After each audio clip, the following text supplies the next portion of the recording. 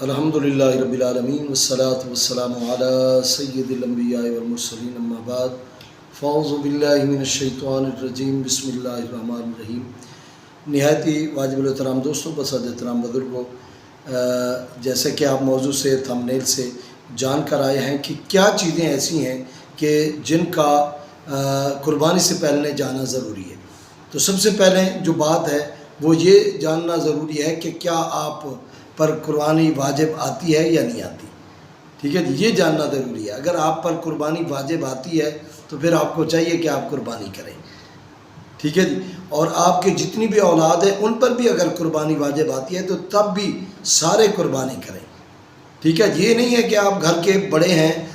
آپ کی گھر والی کی قربانی ہو رہی ہے، آپ کی قربانی ہو رہی ہے اور آپ جو ہے کہتے ہیں جی چلو بچوں کی کوئی بات نہیں ہے، لیکن ہر بچہ جو 2 لاکھ 3 لاکھ 1.5 لاکھ منتھلی سیلری لے رہا ہے تو ہر بچے کا جو ہے وہ قربانی کرنا وہ لازم ہے، ضروری ہے، لیکن ہر بچہ جو ہے وہ قربانی کرے۔ اور ایک اور بات یہ کہ نصاب کا بھی معلوم ہو گیا، ہر بچے کا بھی قربانی کرنا معلوم ہو گیا، لیکن بعض اوقات ایسا ہوتا ہے کہ میں جی اس مرتبہ اپنی قربانی نہیں کر رہا ہوں، اپنے بیٹے کے نام پہ قربانی کر رہا ہوں یا اپنی گھر والی کے نام پہ قربانی کر رہا ہوں، یا جو فوت ہو گئے ہیں والدین ہیں، بہن بھائی ہیں، کوئی بھی ہے، ان کی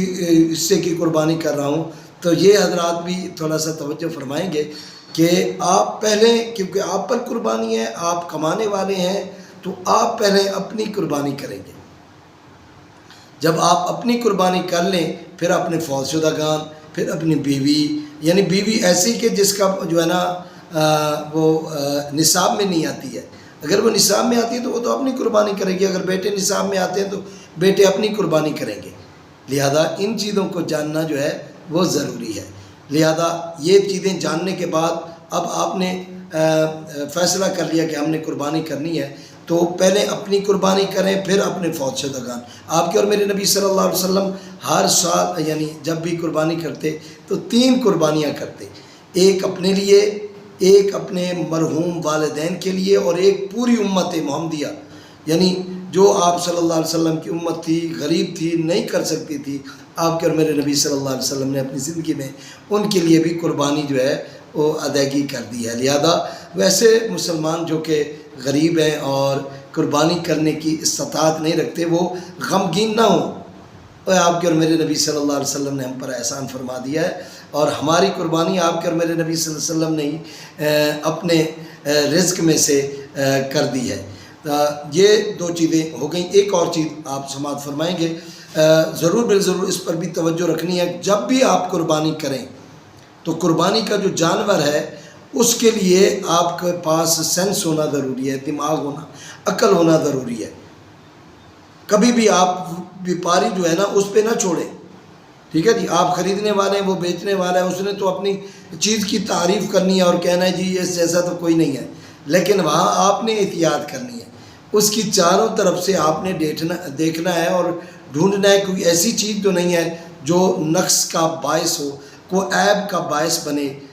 آپ پیسے بھی لگا کر آئیں، ساری چیزیں لگا کر آئیں، لیکن اس میں نقص موجود ہو، کوئی عیب ہو، تو آپ کی وہ قربانی جو ہے وہ نقص والی تو قابل قبول ہی ہے نہیں،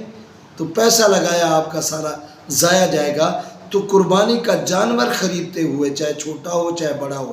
اس کی عمر کا لحاظ رکھا جائے۔ چھوٹا جانور ہے، بھیڑ ہے، بکری ہے،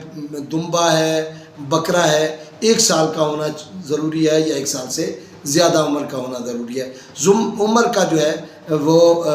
آپ کو جو ہے نا خیال رکھنا ہوگا۔ جو کہتے ہیں کہ دندہ ہو، ہاں اگر کسی اور سے آپ خرید رہے ہیں، ایسا بندہ ہے جس کا آپ کو اعتماد نہیں ہے کہ یہ بندہ سچ بول رہا ہے یا جھوٹ بول رہا ہے، تب آپ یہ چیزیں بھی جو ہے جو جٹ حضرات ہیں یا جو مویشی پالنے والے ہیں ان سے یہ چیزیں بھی آپ ضرور بالضرور دیکھ لیں گے۔ اور دوسری بات یہ کہ کوئی بھی عیب نہ ہو، یہ چھوٹا جانور ہے اس میں بھی عیب نہ ہو، جانور جتنے بھی ہیں سارے بے عیب ہوں اور کسی قسم کا عیب نہ رکھتے ہوں، تو انشاءاللہ اللہ تبارک و تعالیٰ آپ کو صحیح معنوں میں قربانی کا ثواب عطا فرمائے گا۔ بڑا جانور جو ہے وہ 2 سال کا اور اونٹ جو ہے وہ 5 سال کا۔ بڑا جانور سے مراد بھینسا ہے، بھینس ہے، ٹھیک ہے جی، گائے ہے، بیل ہے، ٹھیک ہے جی، یہ اگر اس طرح کے جانور ہیں تو 2 سال کے ان کی عمر ہونا ضروری ہے، یا وہ جو دندہ جسے کہا جاتا ہے وہ ہونا ضروری ہے۔ اگر پتہ چل گیا ہے، اور ایک بات چھوٹی سی اور بھی عرض کر دوں کہ کوئی دمبا ہے اور 6 ماہ کا ہے، لیکن وہ فربا، موٹا تازہ اور اتنا ہے کہ سال بھر سے بھی اوپر کا لگتا ہے، تو پھر وہ دمبا 6 ماہ کا بھی انشاءاللہ وہ جائز ہو جاتا ہے، اور علماء نے اسے جائز قرار دیا ہے۔ اللہ تبارک و تعالی ہم سب کو، اور ایک اور بات بتا دوں کہ اللہ کی رضا کے لیے قربانی کیجیے۔ اگر یہ چیزیں آپ کے دماغ میں نہیں ہوگی، یعنی اللہ کی رضا آپ کے دماغ میں نہیں ہے،